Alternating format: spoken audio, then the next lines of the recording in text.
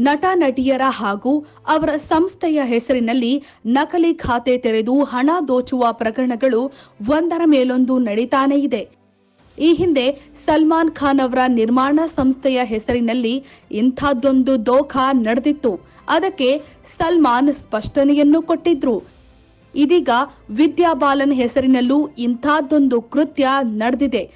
ವಿದ್ಯಾ ಬಾಲನ್ ಹೆಸರಿನಲ್ಲಿ ನಕಲಿ social media ಖಾತೆ ತೆರೆದು ನಟಿಯ ಹೆಸರಿನಲ್ಲಿ ಹಣ ಮಾಡ್ತಿದ್ದಾರಂತೆ.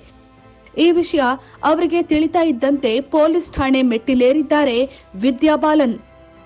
ಇಂತಹ ಕೃತ್ಯ ಮಾಡುವವರನ್ನ ಬಂಧಿಸಿ ಸೂಕ್ತ ಕ್ರಮವನ್ನ ತೆಗೆದುಕೊಳ್ಳಲು ಅವರು ಮನವಿ ಮಾಡಿದ್ದಾರೆ.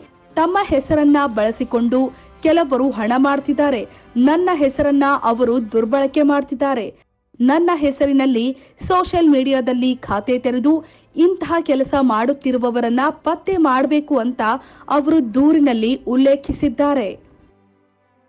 ಈ ಹಿಂದೆ ಸಲ್ಮಾನ್ ಖಾನ್ ಅವರ ನಿರ್ಮಾಣ ಸಂಸ್ಥೆಯ ಹೆಸರಿನಲ್ಲಿ ಕಿಡಿಗೇಡಿಗಳು ಇದೇ ಕೆಲಸ ಮಾಡಿದ್ರು.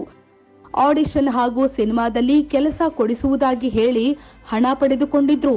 ಆಗಲೂ ದೂರು ಕೂಡ ದಾಖಲಾಗಿತ್ತು.